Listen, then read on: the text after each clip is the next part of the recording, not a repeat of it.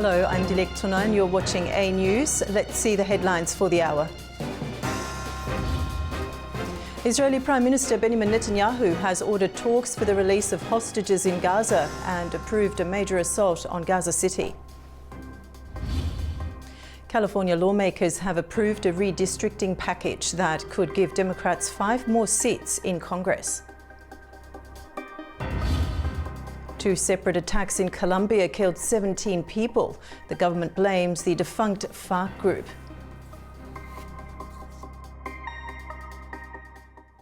Israeli Prime Minister Benjamin Netanyahu has ordered talks for the release of hostages in Gaza and approved a major assault on Gaza City. The moves come as Israel prepares to intensify operations despite international calls for a ceasefire. Israeli Prime Minister Benjamin Netanyahu said Thursday that Israel will start talks on freeing hostages and ending the war. Speaking to soldiers near the Gaza border, Netanyahu confirmed that he had reviewed and was preparing to approve military plans for a full-scale assault on Gaza City. I greatly appreciate the presence of the reserve soldiers and, of course, the regular army for this vital goal.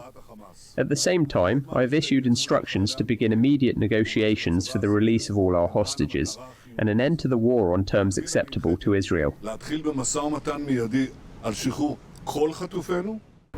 His remarks marked Israel's first response to a ceasefire plan put forward by Egypt and Qatar earlier this week, which Hamas has already accepted. The proposal calls for a 60-day truce, the release of 10 hostages and 18 bodies held in Gaza in exchange for about 200 Palestinian prisoners. Once the temporary ceasefire begins, both sides would then negotiate toward a permanent agreement, including the release of the remaining captives. At the same time, Israel has moved forward with military preparations. On Wednesday, the army called up 60,000 reservists and extended 20,000 more, signaling Israel's readiness to press ahead with the Gaza City offensive despite international pressure to stop. Thousands of Israelis took to the streets in Tel Aviv on Thursday night in one of the largest protests since the war began. They're demanding Prime Minister Netanyahu strike a deal with Hamas to end the conflict and bring home the 50 hostages in an all-for-all exchange they say is a moral imperative. Thousands of Israelis are trying to pressure Israeli Prime Minister Benjamin Netanyahu to reach an agreement with Hamas to end the war and release the remaining hostages in Gaza. They protested in Tel Aviv to support the families of the captives Thursday night. Demonstrators waved Israeli flags and carried photographs of hostages as they marched towards Israel's Defense Ministry headquarters in capital city. We're here today and almost every day because we have hostages still in Gaza, 50 hostages, 1 woman and 49 men. 20 of them are alive. We hope they're all alive and we want them back, and they're not back yet. So we'll keep coming here and asking the government to have a deal and get them to come back. I think it's about time that we make a deal with the Hamas. An old deal for all the people, not a partial deal, an old deal for all the hostages, for all the 50 hostages who are still staying in Gaza. I think the world doesn't understand that the Hamas has the key. He has the key of the end of the war. If we want to end the war, the simple thing is to free the hostages, and the Israeli public won't let Netanyahu to continue to make war. I'm sure about that. Netanyahu said on Thursday that Israel would immediately resume negotiations for the release of all hostages and an end to the nearly 2-year-old war, but on terms acceptable to Israel. It was Netanyahu's first response to a temporary ceasefire proposal put forward by Egypt and Qatar that Hamas accepted on Monday. Due to those full-scale assault plans, hundreds of thousands of Palestinians are fleeing Gaza City and are expected to evacuate. Here's more on the story. Fear and exhaustion are forcing thousands more Palestinians to flee Gaza City. Families say they are running out of food, water, and any sense of safety as Israeli forces step up bombardments. What drove me out is the hunger, the siege, the war, the rockets falling on us, and the drones bombing all night. Many have nothing but what they can carry.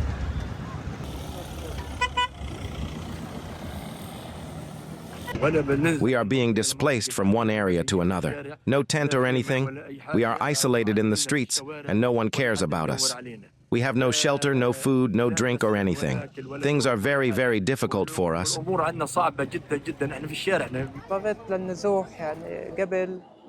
I had to flee before the mass exodus from Gaza City occurs. As with my sickness, I won't be able to leave in the crowds. So I left at this time when there is still no traffic to reach the south and try to find a shelter for my family.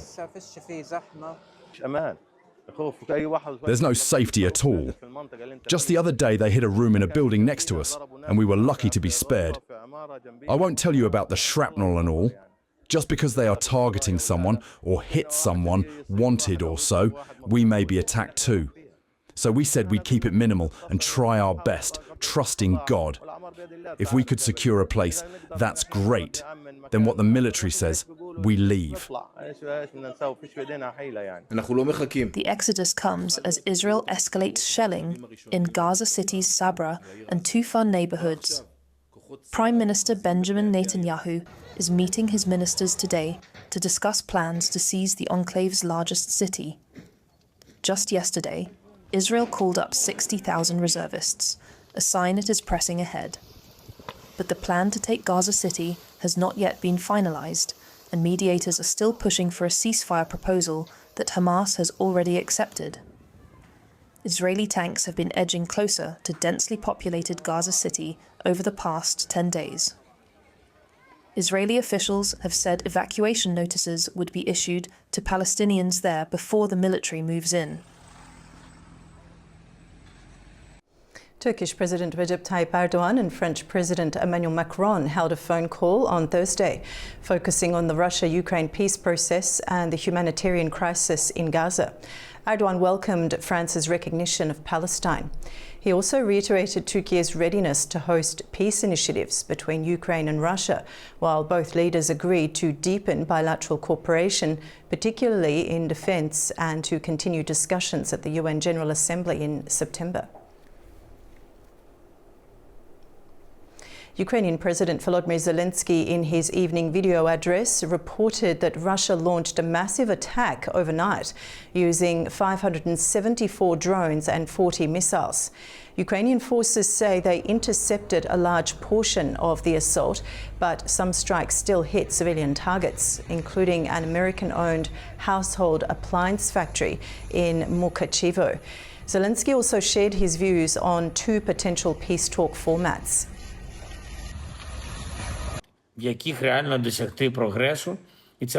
There are two negotiation formats which realistically can bring progress, and one of these is to meet at the leadership level. A bilateral format of Ukraine-Russia, and a trilateral one, Ukraine-US-Russia. We discussed that in Washington. Putin talked about that during his call to President Trump. Now what we hear from Russia is just, truth be told, simply indecent. They are trying to get away from the need to hold a meeting. They don't want to end this war. They carry on with massive strikes on Ukraine and very tough assaults on the front line, and even launch missiles on an American company similar to many of other absolutely civilian targets of ours. Trump met Zelensky and European leaders, raising questions about new approaches to the Russia-Ukraine war, while Moscow dismissed talk of a Putin-Zelensky summit. With both battlefield escalation and diplomatic moves unfolding, the prospects for peace remain uncertain. Now, to discuss more on this, we're joined by James Dorsey, a political analyst from Bangkok, Thailand. Mr. Dorsey, welcome to the program. Pleasure to be with you. Thank you for having me. Now, Trump spoke of Ukraine possibly needing to play offensive, while Russia emphasised its preconditions for talks. Now, how might these contrasting positions shape the diplomatic landscape? I think what we're seeing and what we saw in the meetings in the White House this week is essentially the Europeans, the NATO Secretary General, catering to Donald Trump, but in effect not moving away from their fundamental positions, which means that as a matter of principle, the chances of a summit taking place between the Ukrainian President Zelensky and the Russian President Vladimir Putin are slim. And the chances of that encounter, if it takes place, leading to an outcome that would end the fighting in Ukraine are again very slim. And Ukraine's continued long-range strikes inside Russia, did such actions bring negotiations closer or push Moscow further away? I don't know that they have an impact in the sense of the negotiations. The reason why I say that is because the positions are so fundamentally or diametrically opposed to one another that whether or not the Russians attack increase their assaults on Ukraine, or the Ukrainians increase their assaults on Russian targets, really isn't going to make the difference. Okay, and James, from Europe's standpoint, with leaders also involved in the talks, was there space for a middle ground that addresses both Ukraine's security and Russia's demands? Well, first of all, Russia is, of course, Russia wants to decimate Ukraine militarily. It does not want a strong military Ukraine. And while Trump may have compromised on the issue of NATO membership for Ukraine, in effect, it doesn't really matter whether it's a NATO-framed guarantee that Ukraine gets or one that is by a number of, if you wish, countries of the willing. Russia has vetoed both of those, and in addition has said that if there are negotiations on security guarantees for the Ukraine, then he wants to be part of that and obviously would be a disrupting factor. Okay, James, it's always a pleasure. Thank you so much for joining us today. Thank you for having me. It's my pleasure. Colombia has been shaken by two deadly attacks in a single day, one in the city of Cali and another in Medellin. Authorities say the violence marks a sharp escalation by dissident rebel groups and drug cartels. At least 5 people were killed and dozens more injured after a car bomb exploded in the Colombian city of Cali. Authorities say the blast struck near the Marco Fidel Suarez Military Aviation School in the north of the city. Police confirmed 36 people were injured and described the explosion as a terrorist attack. I was inside the offices of Quiero Coco when the explosion was heard. We were all thrown to the floor and we managed to get out as best we could. I am coming from the medical center here, where I was treated. Several buildings and schools were evacuated as security forces secured the area. Colombia's President Gustavo Petro accused the dissident faction led by Iván Mordisco, a former commander of the Revolutionary Armed Forces of Colombia, known as FARC.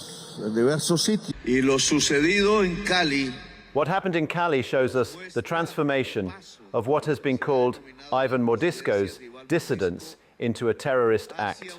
Let me explain myself. It is not the same thing to engage in combat, where both groups are armed, as it is to kill unarmed civilians. What happened in Cali is an act that spreads panic among the civilian population, killing them systematically, because it is the second time this has happened during my administration. There have been a high number of civilians killed systematically. Earlier the same day, a separate attack targeted a police helicopter near Medellin. The aircraft was on a mission when it was hit by a drone and crashed to the ground. At least 12 people, including police officers, were killed. President Gustavo Petro confirmed he will lead a security council with the military to define new protection measures for citizens. violence in Colombia has escalated in recent months as security forces clash with rebels, paramilitary groups and drug cartels.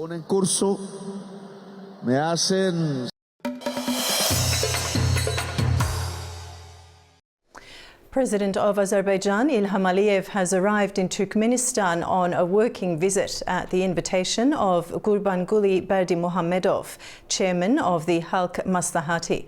Azerbaijani leader was welcomed with a guard of honor at Turkmenbashi International Airport before holding one-on-one and expanded meetings with Berdimuhamedov in the city of Turkmenbashi. The leaders praised the close ties between their countries, describing the relationship as one of brotherhood and shared history. They also highlighted the significance of regional cooperation and agreed that the trilateral meeting of Azerbaijan, Turkmenistan and Uzbekistan would help expand collaboration across political, economic and cultural fields. Following the bilateral talks, a high-level summit with Turkmenistan's Gurbanguly Berdimuhamedov, Uzbekistan's Shavkat Mirziyoyev and Azerbaijan's Ilham Aliyev officially began in the Awaza National Tourist Zone in Turkmenbashi. Now, to discuss this working visit in more detail, the visit highlighted the growing cooperation between Azerbaijan and Turkmenistan, with energy, trade and regional connectivity high on the agenda. To unpack this development, we're joined by Ibrahim Mamadov, who is visiting research fellow at Danube Institute from Budapest, Hungary.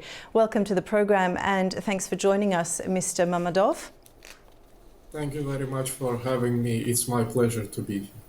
So what were the main strategic takeaways from President Aliyev's meetings with Gurbanguly Berdimuhamedov? Well, we have to look at this process from two tracks. One is the bilateral relations track between Azerbaijan and Turkmenistan. And the other one is the trilateral platform, the relations format between Azerbaijan, Turkmenistan and Uzbekistan. When it comes to Azerbaijan and Turkmenistan relations, it had its own ups and downs, but today's visit is very symbolic and very strong in its resemblance of the will to continue the cooperation, specifically in the energy and transportation fields through the Caspian Sea. If I go deeper into the Azerbaijan and Turkmenistan relations, there has been many agreements that are waiting for their fulfillment, such as the delimitation of the Caspian seabed between Azerbaijan and Turkmenistan, the finalization of the agreement on the usage of the friendship gas field in the Caspian Sea that has been started in 2021, and of course the possible great export of the Turkmen gas into the European market, which should pass through Azerbaijan. Okay, and how do Azerbaijan-Turkmenistan relations impact broader regional dynamics, particularly in the Caspian energy and transport sectors? This visit is, of course, very timely, given the increased demand of the European consumers for the energy resources, given the earlier blockage by the European consumers of the Russian gas following the start of the Russia-Ukraine war. And increasing Central Asian consumers market, which is very important for the European dropping economic competitiveness. Here, Azerbaijan-Turkmenistan cooperation is vital, given the energy project that I mentioned earlier, the possibility of the construction of the Trans-Caspian pipeline, which will significantly change the whole energy infrastructure of Europe, given that Turkmenistan has the fifth largest natural gas reserves in the world. And of course, the existence of two major ports, such as Port of Turkmenbashi and Port of Baku, which will cooperation between which will increase significantly the prospects for the European Union and Central Asia trade through another track of the Middle Corridor. And how further will this visit pave the way for deeper trilateral or multilateral cooperation in the region involving other Caspian or Central Asian states? Well, as I mentioned earlier, this meeting also leads to the creation of the trilateral format between Azerbaijan, Turkmenistan, and Uzbekistan. And here the role of Uzbekistan is crucial because there is a railway project from China, the China-Kyrgyzstan Uzbekistan railway project. This can potentially lead to the creation of the greater corridor from China, Kyrgyzstan, Uzbekistan, Turkmenistan, and Azerbaijan, further leading to Europe. And this is a significant increase given that currently in the world, the only indispensable, uninterrupted and the safest route for Central Asia to trade with the West is the Trans-Caspian corridor, which is passing through Azerbaijan, Georgia, and Turkey. And given the Washington Declaration and further prospects of peace between Azerbaijan and Armenia, and the establishment of the Zangezur corridor, this route's capacity is further envisioned to increase. This is one for the middle corridor, but the another one is also for the north-south corridor. As we know, there are earlier three routes, Azerbaijan, Caspian Sea, and Turkmenistan, but after Russia's recognition of Taliban, there has been emerged a fourth route through Uzbekistan in connection of the Moscow and Mumbai.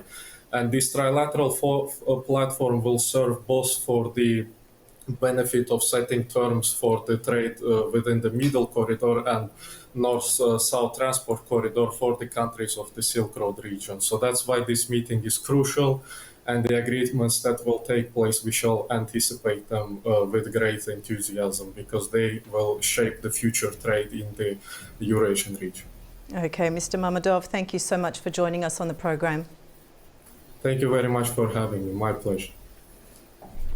Armenian Prime Minister Nikol Pashinyan said the government plans to introduce simplified regulations at all of the country's border crossings, including those with Azerbaijan. Pashinyan said the reforms aim to improve the business climate and make export, import and transit procedures easier. He linked the initiative to ongoing efforts to reopen regional communications under agreements reached in Washington. The Prime Minister stressed that creating a smoother trade environment is vital for Armenia's economic growth. Azerbaijan's SOCAR will invest $7 billion in Turkey's petrochemical sector, reinforcing its role as the country's largest foreign investor. Our correspondent Aliyev Aziz brings us the details. Ankara says Azerbaijan's SOCAR is preparing a $7 billion petrochemical investment in Turkey, a move Turkish Vice President Cevdet Yılmaz says will support major growth and macroeconomic stability. He says that preliminary engineering is complete under Turkey's master plan, and the government hopes the project will move forward as soon as possible, arguing that every dollar of domestic output will help narrow the current account shortages. SOCAR is Turkey's biggest foreign investor, with over $18 billion in energy, petrochemicals, and logistics. Its portfolio includes Petchem, acquired in 2008, which operates 16 plants, producing 2 million tons of petrochemicals yearly, about 11% of Turkey's demand, and the advanced Star refinery in Izmir. SOCAR states the new capacity plan, approved in December, may be phased in over 5 to 10 years. This industrial build-out also ties into Turkey's 2053 net zero agenda. Yılmaz points to R&D, including sustainable aviation fuel, as a way to decarbonize heavy industry while lifting export competitiveness. Regionally, Ankara frames energy as a strategy. Yılmaz highlighted closer coordination with Baku on boosting Azerbaijani gas flows and opening the door for Turkmen gas to be transferred through Azerbaijan and Turkey. He also mentioned the new gas supply to Syria, routed through Turkey, to restart power plants with 1,200 megawatts of capacity, converting gas to electricity as part of Syria's reconstruction push. The next steps include site selection and financing for the new complex, alongside deeper Turkey-Azerbaijan cooperation on energy and regional connectivity. For A News, this is Aliyev Aziz, Istanbul, Turkey. Turkey announced that passport-based crossings have officially begun at its land border gates with Syria. It's part of the normalisation process following the country's liberation last December. Here's more on that story. The Turkish Ministry of Interior has announced a new decision on border crossing regulations with Syria. Turkish citizens and Syrian nationals who have obtained third country citizenship will be able to enter and exit Syria through Turkey's land border gates with a passport. Only exception here is about those located in the Operation Peace Spring Zone. This part of decision is explained by the security concerns. Before the Syrian civil war, under a visa-free agreement signed in 2009, Turkish people could travel to Syria with just an ID card. However, the crossings were tightened due to the conflict that began in 2011. New decision was made as part of the normalisation process between Turkey and Syria. Turkey became the first country to reopen its embassy in Damascus after the ouster of President Bashar al-Assad. Since the embassy reopened on December 15th, reciprocal diplomatic visits and talks have intensified. The introduction of passport-based decision between Turkey and Syria is expected to positively affect on logistics as well. Earlier this month, the Turkish trade minister said that Aleppo will become a strong logistics hub and Syria's transport corridors will become active again. Kazakh President Kassym-Jomart Tokayev has arrived in the Kyrgyz Republic for an official visit. At Manas International Airport, he was welcomed by Kyrgyz President Sadir Japarov. The leaders are set to hold bilateral talks on key issues of cooperation and attend the 7th meeting of the Supreme Interstate Council of Kazakhstan and Kyrgyzstan. An active week of diplomacy continues in Bishkek. The city recently hosted an important meeting with Saida Mirziyoyeva, head of the administration of the President of Uzbekistan. She set the stage for the upcoming visit of President Shavkat Mirziyoyev to Kyrgyzstan. Here's more from our correspondent Fariza Kalimurzina in Almaty, Kazakhstan. Kyrgyzstan and Uzbekistan aim to raise their bilateral trade to a new level, up to $2 billion per year. This intention was expressed during negotiations in Bishkek and became one of the key outcomes of the visit by the head of the administration of the President of Uzbekistan, Saida Mirziyoyeva.